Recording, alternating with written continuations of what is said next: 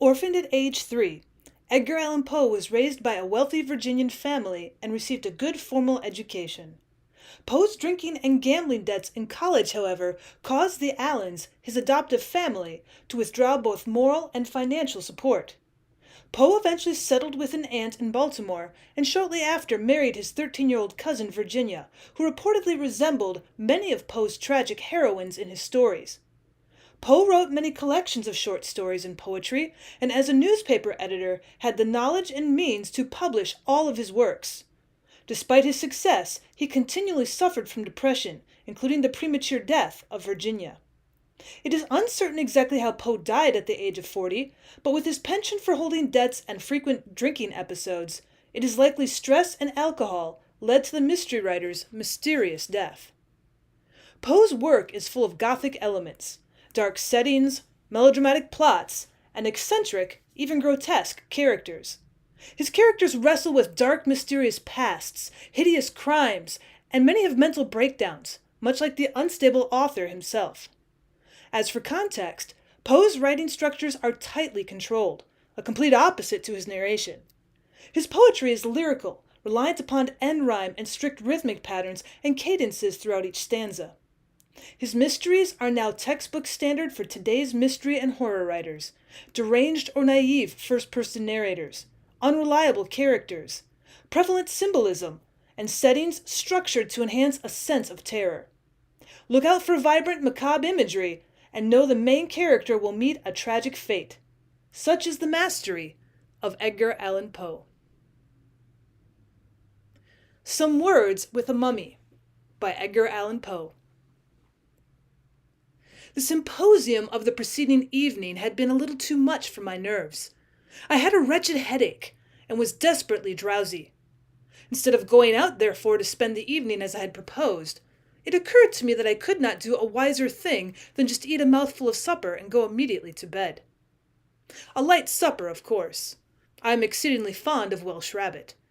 More than a pound at once, however, may not at all times be advisable. Still, there can be no material objection to 2. And really, between 2 and 3, there's merely a single unit of difference. I ventured perhaps upon 4. My wife will have it at 5, but clearly she has confounded 2 very distinct affairs. The abstract number 5 I'm willing to admit, but concretely, it has a reference to bottles of brown stout, without which, in the way of a condiment, Welsh rabbit is to be eschewed. Having thus concluded a frugal meal and donned my nightcap with the serene hope of enjoying it until noon the next day, I placed my head upon the pillow, and through the aid of a capital conscience, fell into a profound slumber forthwith. But when were the hopes of humanity fulfilled? I could not have completed my 3rd snore when there came a furious ringing at the street door bell, and then an impatient thumping at the knocker, which awakened me at once. In a minute afterward, and while I was still rubbing my eyes, my wife thrust in my face a note from my old friend, Dr. Poniner. It ran thus: "Come to me by all means, my dear good friend, as soon as you receive this. Come and help us to rejoice. At last, by long persevering diplomacy, I have gained the assent of the directors of the City Museum to my examination of the mummy. You know the one I mean. I have permission to unswathe it and open it if desirable. A few friends will only be present. You, of course. The mummy is now at my house, and we shall begin to unroll it at 11 tonight. Yours ever, Poniner." By the time I had reached the Poniner, it struck me that I was as wide awake as a man need be. I leapt out of my bed in an ecstasy, overthrowing all in my way, dressed myself with a rapidity truly marvelous, and set off at the top of my speed for the doctor's. Well, there I found a very eager company assembled. They had been awaiting me with much impatience. The mummy was extended upon the dining table, and the moment I entered, its examination was commenced. It was one of a pair brought several years previously by Captain Arthur Sabretosh, a cousin of Poniner's, from a tomb near Eleuthius, in the Libyan mountains, a considerable distance above Thebes on the Nile. The grottos at this point, although less magnificent than the Theban sepulchres, are of higher interest on account of affording more numerous illustrations of the private life of the Egyptians. The chamber from which our specimen was taken was said to be very rich in such illustrations. the walls being completely covered with fresco paintings and bas-reliefs, while statues, vases, and mosaic work of rich patterns indicated the vast wealth of the deceased. My treasure had been deposited in the museum precisely in the same condition in which Captain Sabretash had found it. Well, that is to say, the coffin had not been disturbed. For 8 years it had thus stood, subject only to externally to public inspection. We had now, therefore, the complete mummy at our disposal, and to those who are aware how very rarely the unransacked antique reaches our shores, it'll be evident at once that we had a great reason to congratulate ourselves upon our good fortune. Approaching the table, I saw on it a large box or case, nearly 7 feet long and perhaps 3 feet wide by 2.5 feet deep. It was oblong, not coffin-shaped. The material was at first supposed to be the wood of the sycamore, but upon cutting into it, we found it to be pasteboard, or more properly papier-mâché, composed of papyrus. It was thickly ornamented with paintings representing funeral scenes and other mournful subjects, interspersed among which in every variety of position were certain series of hieroglyphical characters, intended no doubt for the name of the departed. By good luck, Mr. Glidden formed one of our party, and he had no difficulty in translating the letters, which were simply phonetic, and represented the word alam-mistako. We had some difficulty in getting this case open without injury, but having at length accomplished the task, we came to a second, coffin-shaped and very considerably less in size than the exterior one, but resembling it precisely in every other respect. The interval between the two was filled with resin, which had in some degree defaced the colors of the interior box. Upon opening this latter, which we did quite easily, we arrived at a third case, also coffin-shaped, and varying from the second one in no particular, except in that of its material, which was cedar, and still emitted the peculiar and highly aromatic odor of that wood. Between the second and the third case there was no interval, the one fitting accurately within the other. Removing the third case, we discovered and took out the body itself. We had expected to find it as usual enveloped in frequent rolls or bandages of linen, but in place of these we found a sort of sheath made of papyrus and coated with a layer of plaster, thickly gilt and painted. The paintings represented subjects connected with the various supposed duties of the soul, and its presentation to different divinities with numerous identical human figures, intended very probably as portraits of the persons embalmed. Extending from head to foot was a columnar or perpendicular inscription in phonetic hieroglyphics, giving again his name and titles, and the names and titles of his relations. Around the neck thus ensheathed was a collar of cylindrical glass beads, diverse in color and so arranged as to form images of deities, of the scarabæus, and etc., with the winged globe. Around the small of the waist was a similar collar or belt. Stripping off the papyrus, we found the flesh in excellent preservation with no perceptible odor. The color was reddish. The skin was hard, smooth, and glossy. The teeth and hair were in good condition. The eyes, it seemed, had been removed and glass ones substituted, which were very beautiful and wonderfully lifelike, with the exception of somewhat too determined a stare. The fingers and the nails were brilliantly gilded. Mr. Glidden was of opinion from the redness of the epidermis that the embalmment had been effected altogether by asphaltum, but on scraping the surface with a steel instrument and throwing into the fire some of the powder thus obtained, the flavor of camphor and other sweet-scented gums became apparent. We searched the corpse very carefully for the usual openings through which the entrails are extracted, but to our surprise we could discover none. No member of the party was at that period aware that entire or unopened mummies are not infrequently met. The brain it was customary to withdraw through the nose, the intestines through an incision in the side. The body was then shaved, washed, and salted, then laid aside for several weeks when the operation of embalming, properly so called, began. As no trace of an opening could be found, Dr. Pottener was preparing his instruments for dissection when I observed that it was then past 2:00. Hereupon it was agreed to postpone the internal examination until the next evening, and we were about to separate for the present when someone suggested an experiment or two with the voltaic pile.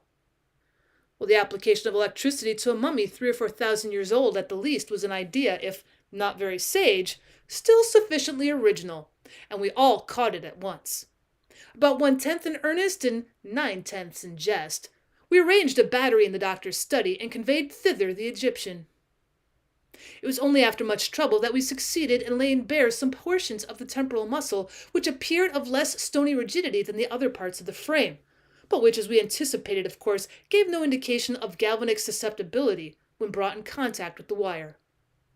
This, the first trial, indeed, seemed decisive, and with a hearty laugh at our own absurdity, we were bidding each other good night, when my eyes, happening to fall upon those of the mummy, were there immediately riveted in amazement. My brief glance, in fact, had sufficed to assure me that the orbs which we all supposed to be glass, and which were originally noticeable for a certain wild stare, were now so far covered by the lids that only a small portion of the tunica albuginea remained visible. Well, with a shout I called attention to the fact, and it became immediately obvious to us all. I cannot say that I was alarmed at the phenomenon, because alarmed is in my case not exactly the word. It is possible, however, that but for the brown stout I might have been a little nervous. As for the rest of the company, they really made no attempt at concealing the downright fright which possessed them. Dr. Ponnonner was a man to be pitied. Dr. Glidden, by some peculiar process, rendered himself invisible. Mr. Silk Buckingham, I fancy, will scarcely be so bold as to deny that he made his way upon all fours under the table. After the first shock of astonishment, however, we resolved as a matter of course upon further experiment forthwith. Our operations were now directed against the great toe of the right foot. We made an incision over the outside of the exterior, and thus got at the root of the abductor muscle. Readjusting the battery, we now applied the fluid to the bisected nerves, when, with a movement of exceeding lifelikeness, the mummy first drew up its right knee so as to bring it nearly in contact with the abdomen, and then straightening the limb with inconceivable force, bestowed a kick upon Dr. Ponnonner, which had the effect of discharging that gentleman like an arrow from a catapult through a window into the street below. We rushed out en masse to bring in the mangled remains of the victim, but had the happiness to meet him upon the staircase, coming up in unaccountable hurry, brimful of the most ardent philosophy, and more than ever impressed with the necessity of prosecuting our experiment with vigor and with zeal. It was by his advice accordingly that we made upon the spot a profound incision into the tip of the subject's nose, while the doctor himself, laying violent hands upon it, pulled it into vehement contact with the wire. Morally and physically, figuratively and literally, was the effect electric. In the first place, the corpse opened its eyes and winked very rapidly for several minutes, as does Mr. Barnes in the pantomime. In the second place, it sneezed. In the third, it sat upon end, and in the fourth, it shook its fist in Dr. Ponnonner's face. In the fifth, turning to the Messieurs Glidden and Buckingham, it addressed them in very capital Egyptian thus: "I must say, gentlemen, that I am as much surprised as I am mortified at your behavior. Of Dr. Ponnonner nothing better was to be expected. He is a poor little fat fool who knows no better. I pity and forgive him. But you, Mr. Glidden, and you, Silk, who've travelled and resided in Egypt until one might imagine you to the manner born. You, I say, who have been so much among us that you speak Egyptian fully as well, I think, as you write your own mother tongue. You whom I've always been led to regard as the firm friend of the mummies. I really did anticipate more gentlemanly conduct from you. What am I to think of your standing quietly by and seeing me thus unhandsomely used? What am I to suppose by your permitting Tom, Dick, and Harry to strip me of my coffins and my clothes in this wretchedly cold climate? In what light, to come to the point, am I to regard your aiding and abetting that miserable little villain Dr. Ponnonner in pulling me by the nose? It will be taken for granted, no doubt, that upon hearing this speech under the circumstances, we all either made for the door or fell into violent hysterics, or went off into a general swoon. One of these three things was, I say, to be expected. Indeed, each and all of these lines of conduct might have been very plausibly pursued, and upon my word I'm at a loss to know how or why it was that we pursued neither the one nor the other. But perhaps the true reason is to be sought in the spirit of the age, which proceeds by the rule of contraries altogether, and is now usually admitted as the solution of everything in the way of paradox and impossibility. Or perhaps, after all, it was only the mummy's exceedingly natural and matter-of-course air that divested his words of the terrible. However this may be, the facts are clear, and no member of our party betrayed any particular trepidation or seemed to consider that anything had gone very especially wrong. For my part, I was convinced that it was all right, and merely stepped aside out of the range of the Egyptian's fist. Dr. Ponnonner thrust his hands into his breeches pockets, looked hard at the mummy, and grew excessively red in the face. Mr. Glidden stroked his whiskers and drew up the collar of his shirt. Mr. Buckingham hung down his head and put his right thumb into the left corner of his mouth. The Egyptian regarded him with a severe countenance for some minutes, and at length with a sneer said, "Why don't you speak, Mr. Buckingham? Do you hear what I asked you or not? Do take your thumb out of your mouth." Mr. Buckingham hereupon gave a slight start, took his right thumb out of the left corner of his mouth, and, by way of indemnification, inserted his left thumb in the right corner of the aperture above mentioned. Not being able to get an answer from Mr. B, the figure turned peevishly to Mr. Glidden, and, in a peremptory tone, demanded in general terms what we all meant. Mr. Glidden replied at great length in phonetics, and but for the deficiency of American printing offices in hieroglyphical type, it would afford me much pleasure to record here in the original the whole of his very excellent speech.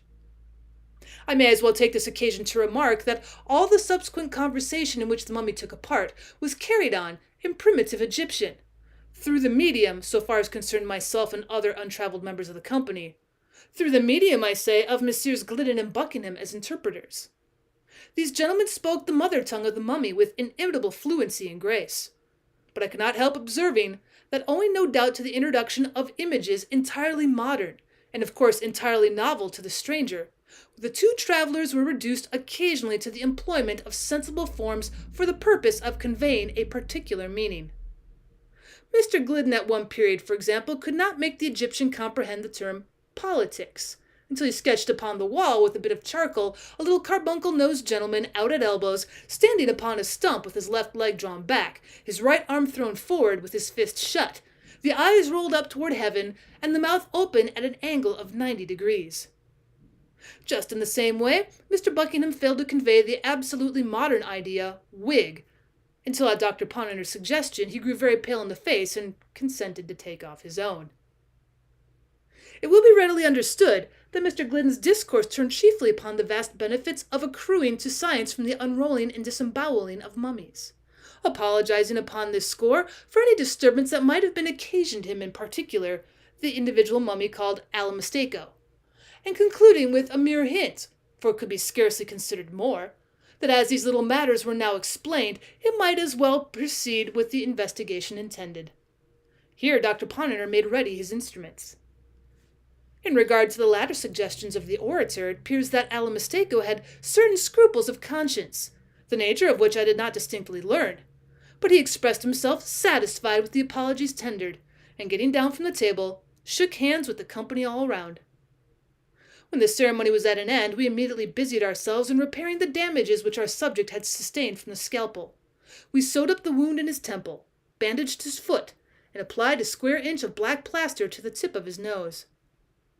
It was now observed that the Count, this was the title, it seems, of Alamasteco, had a slight fit of shivering, no doubt from the cold. The doctor immediately repaired to his wardrobe, and soon returned with a black dress coat made in Jennings' best manner, a pair of sky-blue plaid pantaloons with straps, a pink gingham chemise, a flapped vest brocade, a white sack overcoat, a walking cane with a hook, a hat with no brim, patent leather boots, straw-colored kid gloves, an eyeglass, a pair of whiskers, and a waterfall cravat. Owing to the disparity of size between the Count and the doctor, the proportion being 2:1, there was some little difficulty in adjusting these habiliments upon the person of the Egyptian. But when all was arranged, he might have been said to be dressed. Mr. Glidden therefore gave him his arm and led him to a comfortable chair by the fire, while the doctor rang the bell upon the spot and ordered a supply of cigars and wine. The conversation soon grew animated. Much curiosity was of course expressed in regard to the somewhat remarkable fact of Alamasteco's still remaining alive. "I should have thought," observed Mr. Buckingham, "that it is high time you were dead." "Why," replied the Count, very much astonished, "I am little more than 700 years old. My father lived 1,000, and was by no means in his dotage when he died." Well, here ensued a brisk series of questions and computations, by means of which it became evident that the antiquity of the mummy had been grossly misjudged. It had been 5,050 years and some months since he had been consigned to the catacombs at Alethius. But my remark, resumed Mr. Buckingham, had no reference to your age at the period of interment. I'm willing to grant, in fact, that you still are a young man. And my allusion was to the immensity of time during which, by your own showing, you must have been done up in asphaltum. In what? Said the Count. In asphaltum, persisted Mr. B. Ah, yes. I have some faint notion of what you mean. It might be made to answer, no doubt. But in my time we employed scarcely anything else than the bichloride of mercury. But what we are especially at a loss to understand, said Dr. Ponnonner, is how it happens that having been dead and buried in Egypt 5,000 years ago, you are here today all alive and looking so delightfully well. Had I been, as you said, dead, replied the Count, it is more than probable that dead I should still be. For I perceive you are yet in the infancy of Calvinism, and cannot accomplish with it what was a common thing among us in the old days. But the fact is, I fell into catalepsy, and it was considered by my best friends that I was either dead or should be. They accordingly embalmed me at once. I presume you are aware of the chief principle of the embalming process. Why not altogether? Why, I perceive a deplorable condition of ignorance. Well, I cannot enter into details just now, but it is necessary to explain that to embalm, properly speaking, in Egypt, was to arrest indefinitely all the animal functions subjected to the process. I use the word animal in its widest sense, as including the physical not more than the moral and vital being. I repeat that the leading principle of embalmment consisted with us in the immediately arresting and holding in perpetual abeyance all the animal functions subjected to the process. To be brief, in whatever condition the individual was at the period of embalmment, in that condition he remained. Now, as it is my good fortune to be of the blood of the Scarabaeus, I was embalmed alive as you see me at present. The blood of the Scarabaeus, exclaimed Dr. Ponnonner. Yes, the Scarabaeus was the insignium, or the arms, of a very distinguished and very rare patrician family. To be of the blood of the Scarabaeus is merely to be one that of the family of which the Scarabaeus is the insignium. I speak figuratively. But what has this to do with you being alive? Why, it is the general custom in Egypt to deprive a corpse, before embalmment, of its bowels and brains. The race of the Scarabaei alone did not coincide with the custom. Had I not been a Scarabaeus, therefore, I should have been without bowels and brains, and without it either it is inconvenient to live. I perceive that, said Mr. Buckingham, and I presume that all the entire mummies that come to hand are of the race of Scarabaei. Oh, beyond doubt. Well, I thought, said Mr. Glidden very meekly, that the Scarabaeus was one of the Egyptian gods. One of the Egyptian what? Exclaimed the mummy, starting to his feet. Gods, repeated the traveller. Mr. Glidden, I really am astonished to hear you talk in this style, said the Count, resuming in his chair. No nation upon the face of the earth has ever acknowledged more than one god. The Scarabaeus, the ibis, etc. were with us, as similar creatures have been with others. The symbols, or media, through which we offered worship to the Creator, too august to be more directly approached. There was here a pause. At length, the colloquy was renewed by Dr. Ponnonner. Is it not probable, then, from what you have explained, said he, that among the catacombs near the Nile there may exist other mummies of the Scarabaeus tribe in a condition of vitality? Well, there can be no question of it, replied the Count. All the Scarabaei embalmed accidentally while alive are alive now. Even some of those purposely so embalmed may have been overlooked by their executors and still remain in the tomb. Will you be kind enough to explain, I said, what you mean by purposely so embalmed? With great pleasure, answered the mummy, after surveying me leisurely through his eyeglass, for it was the first time I'd ventured to address him a direct question. With great pleasure, he said. The usual duration of man's life in my time was about 800 years. Few men died, unless by a most extraordinary accident, before the age of 600. Few lived longer than a decade of centuries, but 8 were considered the natural term. After the discovery of the embalming principle, as I have already described it to you, it occurred to our philosophers that a laudable curiosity might be gratified, and at the same time, the interests of science much advanced by living this natural term in installments.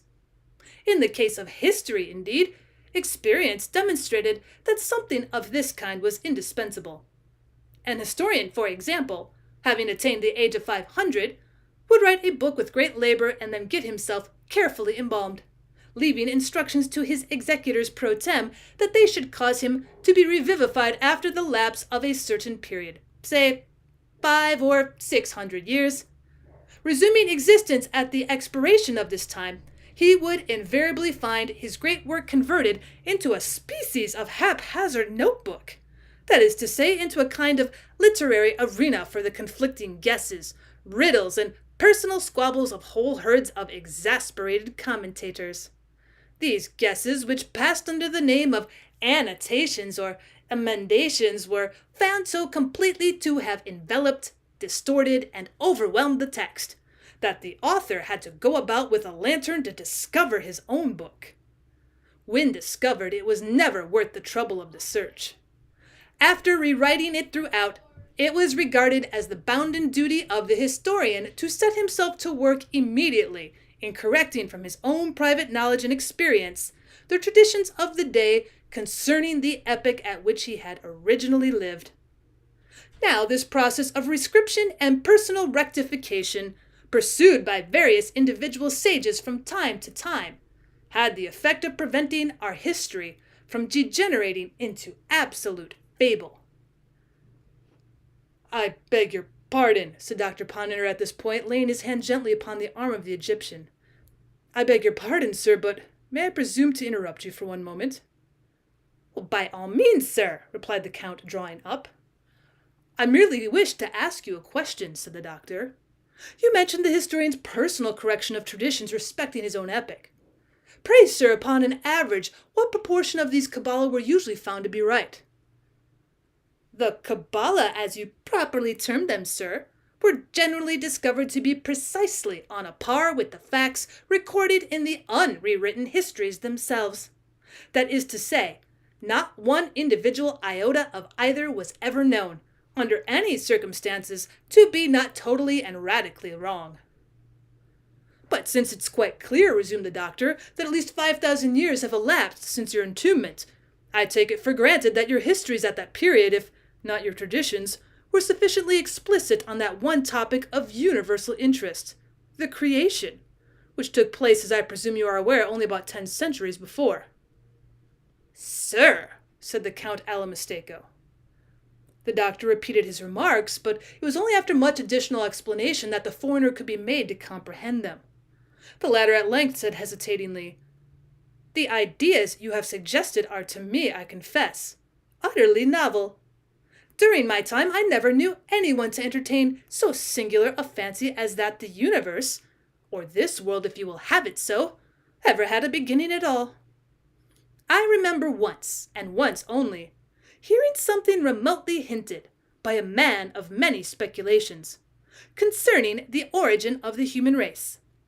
And by this individual, the very word Adam or red earth which you make use of was employed.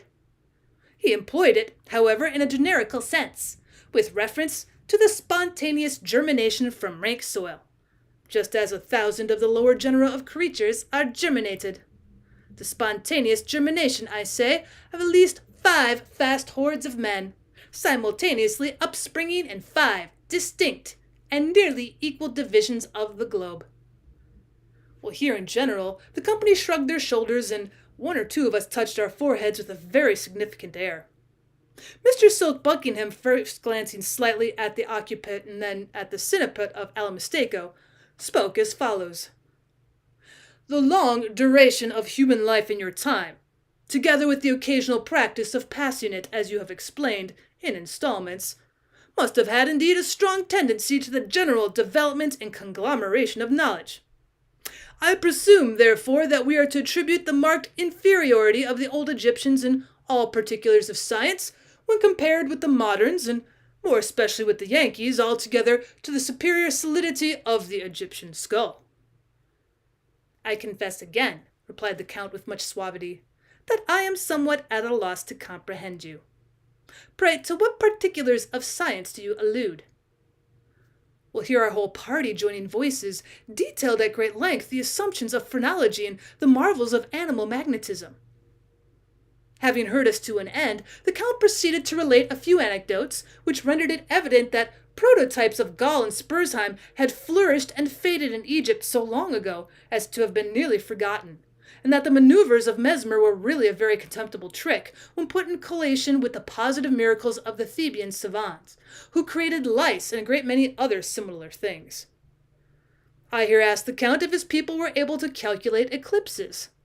He smiled rather contemptuously and said they were. Well, this put me a little out, but I began to make other inquiries in regard to his astronomical knowledge, when a member of the company who had never as yet opened his mouth whispered in my ear for information on this head I had better consult Ptolemy, whoever Ptolemy is, as well as one Plutarch de Fas Lunae. I then questioned the mummy about burning glasses and lenses, and in general about the manufacture of glass, but I had not made an end of my queries before the silent member again touched me quietly on the elbow, and begged me, for God's sake, to take a peep at Diodorus Siculus. As for the Count, he merely asked me in way of reply if we moderns possessed any such microscopes as would enable us to cut cameos in the style of Egyptians. While I was thinking how I should answer this question, little Dr. Parniner committed himself in a very extraordinary way. "Well, look at our architecture," he exclaimed, greatly to the indignation of both the travelers, who pinched him black and blue to no purpose. "Look," he cried with enthusiasm, "at the Bowling Green Fountain in New York, or, if this be too vast a contemplation, regard for the moment the Capitol at Washington, D.C." And the good little medical man went on to detail very minutely the proportions of the fabric to which he referred. He explained that the portico alone was adorned with no less than 24 columns, 5 feet in diameter and 10 feet apart. The Count said that he regretted not being able to remember, just at the moment, the precise dimensions of any one of the principal buildings of the city of Osnach, whose foundations were laid in the night of time, but the ruins of which were still standing at the epoch of his entombment in a vast plain of sand to the westward of Thebes.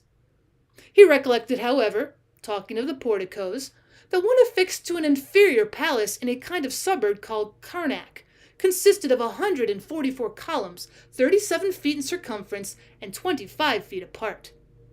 The approach to this portico from the Nile was through an avenue 2 miles long, and composed of sphinxes, statues, and obelisks 20, 60, and 100 feet in height. The palace itself, as well as he could remember, was in one direction 2 miles long, and might have been altogether about 7 in circuit. Its walls were richly painted over within and without with hieroglyphics. He would not pretend to assert that even 50 or 60 of the doctor's capitals might have been built within these walls, but he was by no means sure that 200 or 300 of them might not have been squeezed in with some trouble. That palace at Karnak was an insignificant little building after all. He, the Count, however, could not conscientiously refuse to admit the ingenuity, the magnificence, and the superiority of the fountain at the Bowling Green, as described by the doctor. Nothing like it, he was forced to allow, had ever been seen in Egypt or elsewhere. I here asked the Count what he had to say to our railroads. "Nothing," he replied, "in particular. They are rather slight, rather ill-conceived, and clumsily put together. They cannot be compared, of course, with the vast, level, direct, iron-grooved causeways upon which the Egyptians conveyed entire temples and solid obelisks of 150 feet in altitude. I spoke of our gigantic mechanical forces. He agreed that we knew something in that way, but inquired how I should have gone to work in getting up the imposts on the lintels of even the little palace at Karnak. Well, this question I concluded not to hear, and demanded if he had any idea of artesian wells. But he simply raised his eyebrows, while Mr. Glidden winked at me very hard, and said in a low tone that one had been recently discovered by the engineers employed to bore for water in the great oasis. Well, I then mentioned our steel, but the foreigner elevated his nose and asked me if our steel could have executed the sharp carved work seen on the obelisks, and which was wrought altogether by edge tools of copper. Well, this concerted us so greatly that we thought it advisable to vary the attack to metaphysics. We sent for a copy of the book called The Dial, and read out of it a chapter or two about something that's not very clear, but which the Bostonians call the Great Movement of Progress. The Count merely said that the great movements were awfully common things in his day, and as for progress, it was at one time quite a nuisance, but it never progressed. We then spoke of the great beauty and importance of democracy, and were at much trouble in impressing the Count with a due sense of the advantages we enjoyed in living where there was suffrage ad libitum, no king. He listened with marked interest, and in fact seemed not a little amused. When we had done, he said that in a great while ago there had occurred something of a very similar sort. 13 Egyptian provinces determined all at once to be free and to set a magnificent example to the rest of mankind. They assembled their wise men and concocted the most ingenious constitution it is possible to conceive. For a while they managed remarkably well. Only their habit of bragging was prodigious. The thing ended, however, in the consolidation of the 13 states, with some 15 or 20 others, in the most odious and insupportable despotism that was ever heard upon the face of the earth. Well, I asked what was the name of the usurping tyrant. As well as the Count could recollect, it was Mob. Well, not knowing what to say to this, I raised my voice and deplored the Egyptian ignorance of steam. The Count looked at me with much astonishment, but made no answer. The silent gentleman, however, gave me a violent nudge in the ribs with his elbows, told me I had sufficiently exposed myself for once, and demanded if I was really such a fool as not to know the modern steam engine is derived from the invention of Hero through Solomon de Cause. We were now in imminent danger of being discomfited, but as good luck would have it, Dr. Ponnonner, having rallied, returned to our rescue and inquired if the people of Egypt would seriously pretend to rival the moderns in the all-important particular of dress. The Count at this glanced downward to the straps of his pantaloons, and then taking hold of the end of one of his coat-tails, held it up close to his eyes for some minutes. Letting it fall at last, his mouth extended itself very gradually from ear to ear, but I do not remember that he said anything in the way of reply. Hereupon we recovered our spirits, and the doctor, approaching the mummy with great dignity, desired it to say candidly upon its honor as a gentleman, if the Egyptians had comprehended at any period the manufacture of either Ponnonner's lozenges or Brando's pills. We looked with profound anxiety for an answer, but in vain. It was not forthcoming. The Egyptian blushed and hung down his head. Never was triumph more consummate. Never was defeat borne with so ill a grace. Indeed, I could not endure the spectacle of the poor mummy's mortification. I reached my hat, bowed to him stiffly, and took leave. Upon getting home, I found it past 4 o'clock, and went immediately to bed. It is now 10 a.m., and I have been up since 7, penning these memoranda for the benefit of my family and of mankind. The former I shall behold no more. My wife is a shrew. The truth is, I'm heartily sick of this life and of the 19th century in general. I'm convinced that everything is going wrong. Besides, I'm anxious to know who will be president in 2045. As soon, therefore, as I shave and swallow a cup of coffee, I shall just step over to Ponnonner's and get embalmed for a couple of 100 years.